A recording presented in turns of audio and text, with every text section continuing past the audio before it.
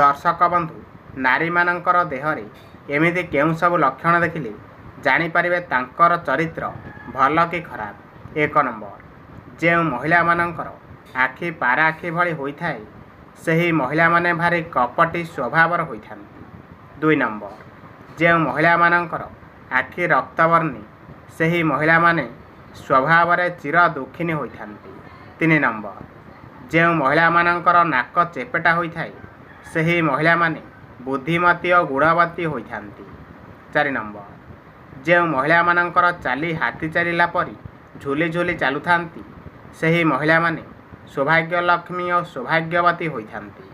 5 number, ଯେଉଁ ମହିଳାମାନଙ୍କର ଆଖି ଟେରି ହୋଇଥାଏ ସେହି ମହିଳାମାନେ ଦୁନିଆରେ କିଛି ବି ଖୋଜି ନଥାନ୍ତି।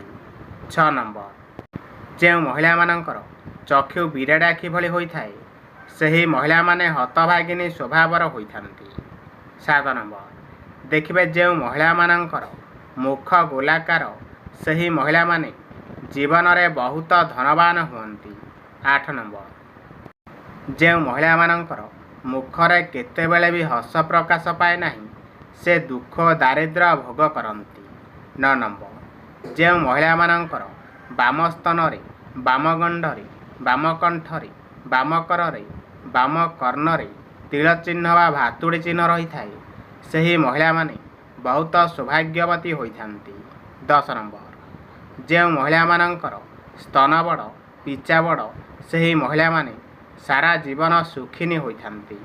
11 ନମ୍ବର, ଯେଉଁ ମହିଳାମାନଙ୍କର କଟି ସରୁ ଓ ସ୍ତନ ସରୁ ସେହି ମହିଳାମାନେ ଦୁଶ୍ଚରିତ୍ରା ହୋଇଥାନ୍ତି। 12 ନମ୍ବର, ଯେଉଁ ମହିଳାଙ୍କର ସ୍ତନ ବଡ଼ ବଡ଼ ଓ ପିଚା ବଡ଼ ହୋଇଥାଏ ସେମାନେ ସ୍ୱାମୀ ସୁଖରୁ ବଞ୍ଚିତ ହେବା ସଙ୍ଗେ ସଙ୍ଗେ ନିଜର ରକ୍ତ ସମ୍ପର୍କୀୟ ସହ ଯୌନ କ୍ରୀଡ଼ାରେ ଲିପ୍ତ ଥାନ୍ତି। 13 ନମ୍ବର, ଯେଉଁ ମହିଳାଙ୍କର ପେଟ ସର୍ପ ପରି ସଦୃଶ୍ୟ ହୋଇଥାଏ ସେହି ମହିଳାମାନେ ବହୁତ ଭୋଜନପ୍ରିୟା ହୋଇଥାନ୍ତି। 14 ନମ୍ବର, ଯେଉଁ ମହିଳାମାନଙ୍କର ଜିଭ ଅତି ବଡ଼ ହୋଇଥାଏ ସେହି ମହିଳାମାନେ ଦୁର୍ଭାଗିନୀ ସ୍ୱଭାବର ହୋଇଥାନ୍ତି। 15 ନମ୍ବର, ଯେଉଁ ମହିଳାମାନଙ୍କର ଦାନ୍ତ ବଡ଼ ବଡ଼ ହୋଇଥାଏ ସେହି ମହିଳାମାନେ ଭାରି ରାଗୀ ସ୍ୱଭାବର ହୋଇଥାନ୍ତି। 16 ନମ୍ବର, ଦେଖିବେ ଯେଉଁ ମହିଳାମାନଙ୍କର ଓଠ ଲାଲ ପରି ଦିଶିଥାଏ ସେହି ମହିଳାମାନେ ସୁଖ ଶାନ୍ତି ଓ ବୈଭବ ପାଇଥାନ୍ତି। 17 ନମ୍ବର, ଯେଉଁ ମହିଳାମାନଙ୍କର ଆଖି କୋଇଲି ଆଖି ପରି ଦିଶେ ସେହି ମହିଳାମାନେ ଗୁଣରେ ବୁଦ୍ଧିମତୀ ମଧ୍ୟ ହୋଇଥାନ୍ତି। 18 ନମ୍ବର, ଯେଉଁ ମହିଳାମାନଙ୍କର ମୁହଁ ଗୋଲାକାର ହୋଇଥାଏ ସେହି ପ୍ରକାର ମହିଳାମାନେ ସୁଲକ୍ଷଣୀ ସ୍ୱଭାବର ଅଟନ୍ତି। 19 ନମ୍ବର, ଯେଉଁ ମହିଳାମାନଙ୍କର ମୁହଁ ଅତି ସରୁ ବା ଗୋଜିଆ ଦେଖାଯାଏ ସେହି ମହିଳାମାନେ ଜିଦଖୋର ପ୍ରକୃତିର ଅଟନ୍ତି। 20 ନମ୍ବର, ଦେଖିବେ ଯେଉଁ ମହିଳାମାନଙ୍କର ଗାଲ ଟିକେ ଉଚ୍ଚା ଦେଖାଯାଉଥାଏ ସେହି ପ୍ରକାର ମହିଳାମାନେ ସ୍ୱଭାବରେ ସୁଲକ୍ଷଣୀ ଅଟନ୍ତି। 21 ନମ୍ବର, ଯେଉଁ ମହିଳାମାନଙ୍କର ପାଦ ଛୋଟ ହୋଇଥାଏ ସେହି ପ୍ରକାର ମହିଳାମାନେ ସବୁବେଳେ ମୈଥୁନରେ ପ୍ରିୟ ହୋଇଥାନ୍ତି। 22 ନମ୍ବର, ଯେଉଁ ମହିଳାମାନଙ୍କର ନାକର ଅଗ୍ରଭାଗରେ କଳାଜିଆ ଚିହ୍ନ ରହିଥାଏ କିମ୍ବା ତିଳ ଚିହ୍ନ ଦେଖାଯାଇଥାଏ ସେହି ମହିଳାମାନେ ସୌଭାଗ୍ୟବତୀ ହୋଇଥାନ୍ତି। 23 ନମ୍ବର, ଯେଉଁ ମହିଳାମାନଙ୍କର କପାଳରେ କଳାଜାଇ ରହିଥାଏ ସେହି ମହିଳାମାନେ ଧନବାନ ଓ କୀର୍ତ୍ତିବାନ ହୁଅନ୍ତି। 24 ନମ୍ବର, ଯେଉଁ ମହିଳାମାନଙ୍କର ଆଖି ଚିଲାଖିଆ ଦେଖାଯାଏ ସେହି ମହିଳାମାନେ ବହୁତ ସେକ୍ସି ସ୍ୱଭାବର ହୋଇଥାନ୍ତି।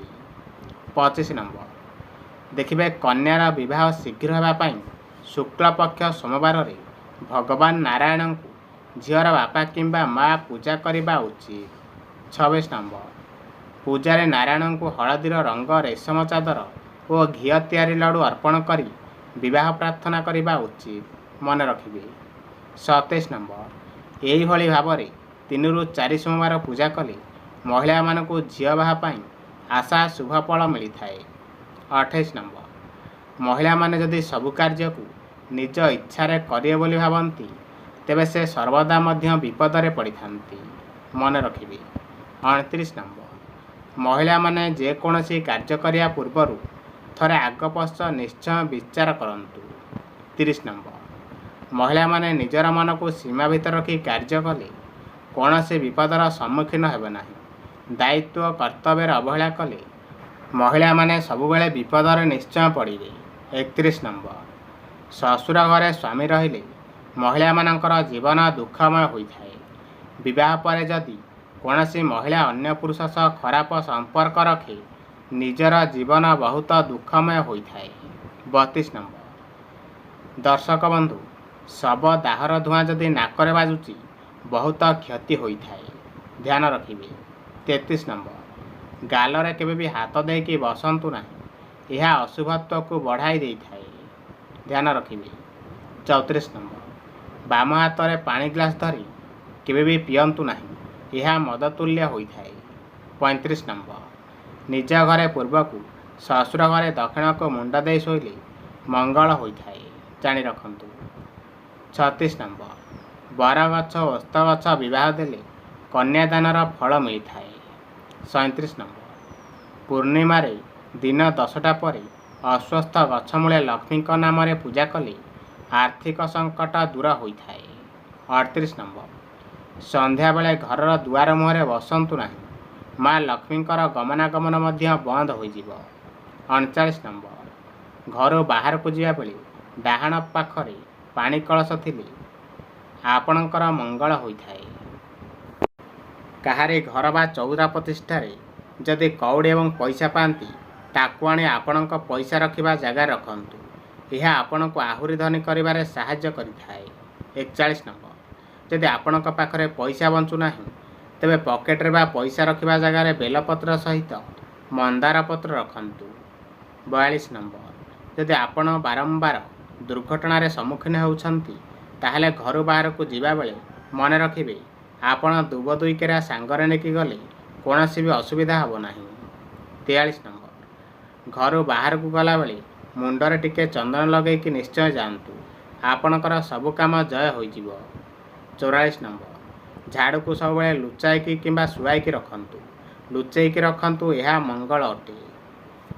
45 ନମ୍ବର, ଘର କିଣିବା କିମ୍ବା ବନେଇବା ସମୟରେ ମୁଖ୍ୟ ପ୍ରବେଶ୍ୱର ଦ୍ୱାର ପୂର୍ବ ଦିଗକୁ ହେଲେ ଅଧିକ ଶୁଭ ହୋଇଥାଏ, ଜାଣି ରଖନ୍ତୁ। 46 ନମ୍ବର, ବିଛଣାରେ ଶୋଇଥିବା ବେଳେ ଆପଣଙ୍କର ପ୍ରତିବିମ୍ବ ଯେମିତି ଆଇନାରେ ଦେଖିବା ଅନୁଚିତ, ଏହା ଅମଙ୍ଗଳ କରିଥାଏ ଏବଂ ଖରାପ ଶକ୍ତିର ପ୍ରଭାବ ପଡ଼ିଥାଏ। 47 ନମ୍ବର, ସନ୍ଧ୍ୟାବେଳେ ଘରର କିମ୍ବା ଦୋକାନର ଲାଇଟ୍ ଜଳେଇ ସାରି ଭଗବାନଙ୍କର ନାମ 3 ଥର ନିଅନ୍ତୁ ଏବଂ ପ୍ରଣାମ କରନ୍ତୁ, ଏହା ଶୁଭ ହୋଇଥାଏ। 48 ନମ୍ବର, ବିଲ୍ଡିଂର ସର୍ବଶ୍ରେଷ୍ଠ ଫ୍ଲାଟ୍ରେ କେବେ ବି ବାସ କରନ୍ତୁ ନାହିଁ, ଏହା ଶୁଭ ନୁହେଁ। 39 ନମ୍ବର, ଗୋଟିଏ ସିଧା ଲାଇନ୍ରେ ଘରର 3ଟି କବାଟ କରିବା ଅନୁଚିତ, ଏହା ଘର ପାଇଁ ଅମଙ୍ଗଳ ହୋଇଥାଏ, ଧ୍ୟାନ ରଖିବେ। 50 ନମ୍ବର, ମାଛ ଜାର୍ କିମ୍ବା ଆକ୍ୱାରିୟମରେ ସୁନେଲି ମାଛ ରଖନ୍ତୁ ଏବଂ ଏହି ଜାର୍କୁ ରୋଷେଇ ଘର ବା ବେଡ୍ରୁମ୍ରେ ରଖନ୍ତୁ ନାହିଁ, ଏହା ଘର ପାଇଁ ଅମଙ୍ଗଳ ହୋଇଥାଏ। 51 ନମ୍ବର, କବାଟ ପଛପଟରେ କଉଡ଼ି ମୁଦ୍ରା ବାନ୍ଧି ଝୁଲାଇ ରଖନ୍ତୁ କିନ୍ତୁ ଘରର ପଛ କବାଟ ରଖନ୍ତୁ ନାହିଁ, ଏହା ଘର ପାଇଁ ଅମଙ୍ଗଳ ହୋଇଥାଏ। ଦର୍ଶକ ବନ୍ଧୁ, ଏହି ଭିଡ଼ିଓ ମାଧ୍ୟମରେ ଯଦି ଆପଣମାନଙ୍କୁ କିଛି ବି ଶିକ୍ଷା ମିଳିଛି ତାହେଲେ ଭିଡ଼ିଓ ଗୋଟେ ଲାଇକ୍ କରନ୍ତୁ ଆଉ ଚ୍ୟାନେଲକୁ ନୂଆ ଆସିଥିଲେ ସବସ୍କ୍ରାଇବ୍ ନିଶ୍ଚୟ କରନ୍ତୁ।